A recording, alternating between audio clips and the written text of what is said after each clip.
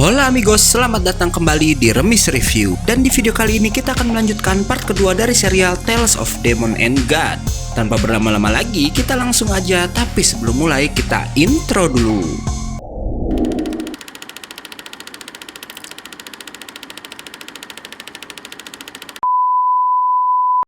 Setelah keributan yang Nieli buat di part kemarin, sang guru Chen menemui wakil kepala sekolah karena tak terima dengan perbuatan muridnya itu. Dia meminta Nieli dikeluarkan, tapi wakil kepala sekolah bilang jika Nieli benar hanya caranya aja yang salah.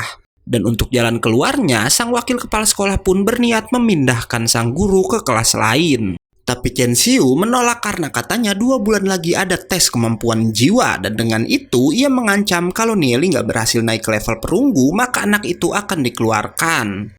Keesokan harinya wakil kepala sekolah ternyata nggak menghukum Nieli tapi malah menjadikannya sebagai penjaga perpustakaan karena melihat pengetahuan yang Nieli punya.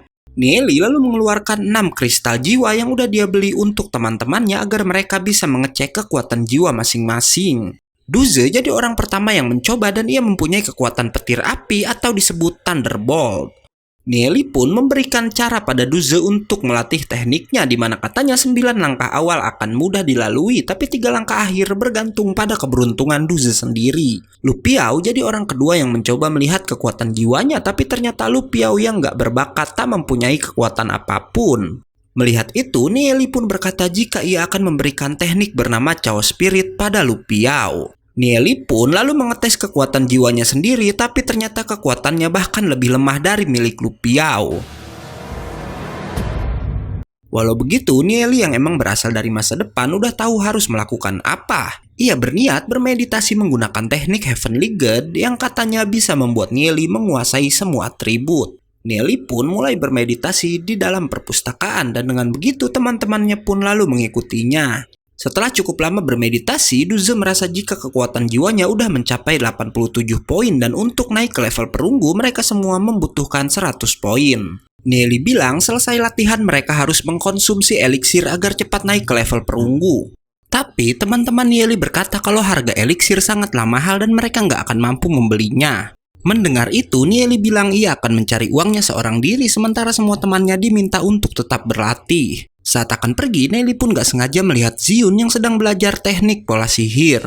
Tapi Nieli bilang kalau buku yang Ziun baca gak cocok untuknya dan memberitahu kalau teknik yang cocok untuk Ziun adalah teknik angin salju. Mendengar itu, Ziun pun menunjukkan 2 gulungan milik keluarganya yang berisikan teknik angin salju. Tapi masalahnya Ziun gak mengerti dengan pola sihir yang ada di dalam gulungan itu. Setelah melihat polanya, Nieli pun memperbaiki pola sihir di dalam gulungan tersebut dan setelah selesai, keduanya pun berjanji untuk bertemu lagi pada esok hari. Setelah Ziun pergi, nggak diduga Chen Yu ada di sana dan langsung mencekik Nieli. Saat teman-teman Nieli ingin membantu, mereka dihalangi oleh teman-teman Chen Yu yang datang ke sana juga. Chen Yu mengancam Nieli agar tidak lagi mendekati Ziun, tapi Nieli ternyata bisa memelintir tangan anak sombong itu hingga kesakitan. Chen Yu yang marah lalu berniat menyerang Nieli menggunakan kekuatan jiwanya. Tapi Nieli bisa membuat pelindung yang bisa menahan semua serangan Chen Yu dan kemudian hanya dengan 1 kali serangan aja yang Nieli arahkan pada kepala Chen Yu, ia pun bisa mengalahkannya dengan mudah. Chen Yu yang udah berhasil dikalahkan pun sangat ketakutan melihat Nieli sampai-sampai ia mengompol dong. Hingga akhirnya Nieli bergantian mengancam Chen Yu agar tak mengganggunya bersama Ziun. Setelah membuat Chen Yu kabur bersama teman-temannya, Nieli pun akhirnya pergi untuk mencari uang dan ternyata Nieli menemui Ning Er yang saat itu sedang berada di hutan. Nieli pun langsung mengobati kaki Ning Er dan kemudian ia meminjam uang pada gadis itu yang katanya Nieli ingin membeli eliksir berjenis rumput ungu dalam jumlah yang banyak. Sementara di tempat lain, guru Chen bersama Chen Yu melaporkan Nieli pada seorang pria bernama Ming dan mendengar laporan tersebut, Ming berkata ia akan menyuruh seseorang bernama Chen Fei untuk mengurus Nieli. Karena Ming bilang jika ketua mereka yang sekarang sedang berlatih untuk naik ke tingkat legenda nggak akan mau mengurusi hal kecil semacam ini. Kembali ke Nieli yang baru aja selesai mengobati Ning Er. Ning Er berkata Nieli sangat jenius karena membuat Ning Er latihan lebih mudah dengan teknik yang sebelumnya Nieli berikan. Dan Ning Er percaya jika suatu hari Nieli akan bersinar guys. Ning Er juga memperingatkan kalau Nieli harus berhati-hati pada keluarga keramat. Karena emang keluarga Ning Er sendiri udah masuk ke perangkap mereka, makanya si Ning Er ini dijodohkan sama Chen Fei yang berasal dari keluarga keramat juga. Setelah perbincangan itu, Nieli pun lalu mengecek kekuatan jiwa milik Ning-Er yang ternyata si Ning-Er mempunyai kekuatan jiwa angin petir berbentuk naga bersayap. Dan karena itu, Nieli akhirnya memberikan teknik baru untuk Ning-Er pelajari. Ning-Er yang langsung mempraktekkan teknik tersebut pun bisa merasakan jika itu adalah sebuah teknik yang kuat. Hingga keesokan harinya, untuk berterima kasih karena Nieli udah mengajarkan teknik tersebut, Ning-Er pun memberikan semua rumput ungu yang ada di kota tersebut sebagai ucapan terima kasihnya. Saat Nieli udah kembali ke perpustakaan, ternyata di sana sedang ada seorang anak dari keluarga bangsawan yang memamerkan armor api kegelapan miliknya. Tak hanya itu, ia pun menunjukkan eliksir berjenis rumput gelap yang katanya akan dijadikan hadiah untuk siapapun yang mau menjadi pengikut anak bernama Chen Lin Jian itu. Nieli yang melihat kejadian itu lalu mengingat di masa depan kalau Chen Lin Jian yang berasal dari salah satu keluarga utama ini adalah satu-satunya anak bangsawan yang gak melarikan diri saat penyerangan para monster. Bahkan Lin Jian sangat kecewa pada keluarga keramat yang kabur begitu aja. Karena itulah Nieli bilang ia akan bergabung dengan Lin Jian. Yang ternyata si Lin Jian ini sedang mencari pengikut untuk menjelajahi reruntuhan kota kuno bernama kota Orchid. Nieli yang tahu semua informasi karena berasal dari masa depan ini pun bilang kalau Ziun dan Chen Yu juga akan ikut ke sana. Bahkan ia juga tahu kalau Chen Yu akan mendapatkan sebuah lentera dan bermaksud untuk merebutnya. Nieli lalu bilang pada Lin Jian kalau ia udah membaca sangat banyak buku kuno yang bisa membantu perjalanan mereka. Si Lin Jian yang gak mudah percaya sama kata-kata Nieli pun lalu mengetesnya dengan bertanya apa yang Nieli tahu tentang kota Orchid. Dan ternyata Nieli tahu semua tentang sejarah kota tersebut. Lin Jian yang kagum pada pengetahuan Nieli pun bermaksud menjadikan si Nieli sebagai pengikutnya, tapi Nieli menolak karena ia ingin dianggap jika ini hanyalah sebagai kolaborasi aja. Di mana Nieli akan menjamin Lin Jian mendapatkan banyak harta karun, tapi Lin Jian tak boleh melarang Nieli mendapatkan apa yang ia mau. Dan setelah menyetujui hal itu, Lin Jian bilang jika 3 hari lagi mereka akan berkumpul. Scene kemudian berpindah pada seorang wanita di mana wanita ini adalah seorang direktur dari asosiasi alkimia yang bertugas membuat obat-obatan. Wanita itu lalu mendapatkan surat yang bahkan ia sendiri nggak tahu siapa yang mengirimkannya, di mana surat itu memberitahukan 63 cara memanfaatkan rumput ungu menjadi obat yang kuat untuk menambah kekuatan jiwa. Karena penasaran, ia pun langsung menyuruh anak buahnya membawakan rumput ungu, namun karena semua rumput di kota udah dibeli Ning-Er dan diberikan ke Nieli, mereka hanya mendapatkan sedikit rumput aja. Ia pun langsung membuat pil penambah kekuatan jiwa dari sedikit rumput yang ia miliki sesuai dengan cara yang tertulis dari surat yang wanita itu baca. Dan gak diduga, ternyata surat itu gak bohong karena begitu anak buah si direktur mencoba pil buatannya, ia merasakan kalau pil itu bisa menambah kekuatan jiwanya.